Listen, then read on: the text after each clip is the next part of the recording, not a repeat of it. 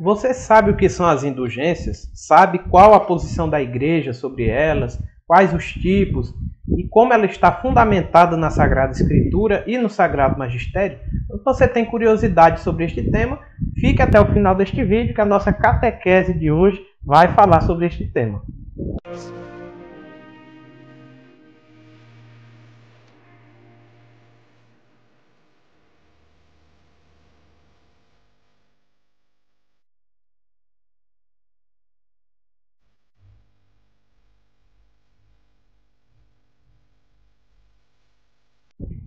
Muito bem, para nós entendermos o que são as indulgências, nós precisamos entender algumas coisas sobre o pecado. Primeiramente, o pecado ele traz duas consequências na vida da pessoa: a culpa e a pena.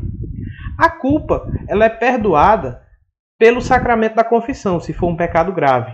Caso não seja um pecado grave, nós já falamos disso em outros momentos, a culpa é perdoada no ato penitencial da Santa Missa. Agora, todo pecado deixa uma consequência que é a pena. A pena é aquela marca que o pecado deixa, aquela consequência que o pecado deixa na vida da pessoa, na vida do penitente. Esta pena, ela é, digamos assim, remida, ela é perdoada por meio das indulgências. O nosso catecismo ele vai nos dizer, lá no parágrafo 1471, que a indulgência é a remissão diante de Deus da pena temporal devida pelos pecados já perdoados quanto à culpa. Ou seja, a remissão que ocorre no sacramento da confissão. Então, a confissão perdoa a culpa e a indulgência ela faz uma remissão do penitente da pena temporal que ele iria pagar, digamos assim, no purgatório em decorrência daquele pecado. Quando o pecado é perdoado, aquele pecado grave, o fiel, se ele morre em estado de graça, ele não vai para o inferno, nos ensina a doutrina da igreja. Agora, esse pecado deixa uma consequência. Ele ainda não está completamente purificado e ele precisa se purificar no purgatório para que possa chegar ao céu. Todas as almas que estão no purgatório, elas um dia irão para o céu, mas elas estão num processo de purificação, temporalmente. Então ficam um determinado tempo se purificando por conta dos pecados que cometeram, que foram perdoados, mas que aquela alma ainda não se purificou. O que é a indulgência? É uma oportunidade de cancelar esse tempo de purificação por meio da realização de algumas ações ainda em vida. Então existem dois tipos de indulgências. Existe a indulgência parcial. Na indulgência parcial, a pena ela não é remida totalmente, ela é reduzida. Existem algumas orações que o fiel pode fazer. Lá no Manual das Indulgências tem várias delas, em que elas são indulgências parciais, ou seja, você reduz o tempo em que seria necessário se purificar no purgatório por conta dos pecados. A indulgência plenária, ela cancela totalmente todas as penas temporais daquele dia em que a pessoa se confessou para trás. Lógico que a indulgência ela não é uma carta branca para pecar. Ela não serve para pecados que ainda serão cometidos. Ela serve para os pecados já perdoados pelo sacramento da confissão.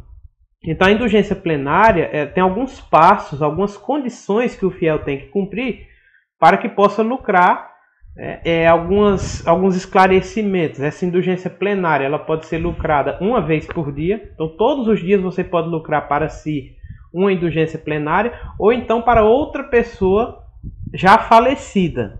Então não é válido lucrar uma indulgência para uma pessoa que está viva que não seja você.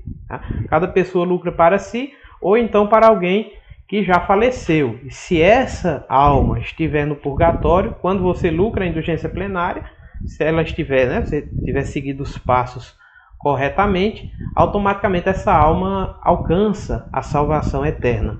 Olha só que bonito esse tesouro que a igreja nos deixou. Quais são essas condições? Primeiramente, o fiel deve estar em estado de graça, então você precisa se confessar ou naquele dia em que você vai lucrar a indulgência, ou então a confissão precisa ter sido recente.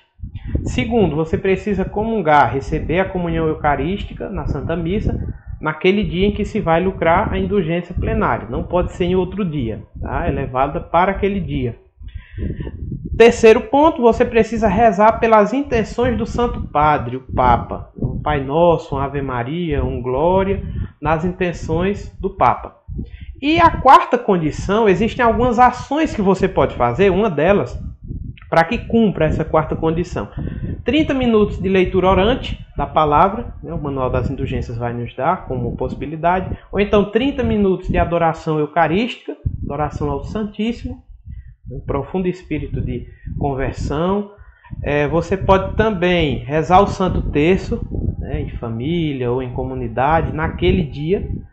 Ou então, em alguns momentos do ano, existem algumas ocasiões que cumprem essa quarta condição. Por exemplo, no dia 16 de julho, dia de Nossa Senhora do Carmo, nossa padroeira. Quem recebe o escapulário naquele dia 16 de julho e cumpre as outras condições, recebe indulgência plenária.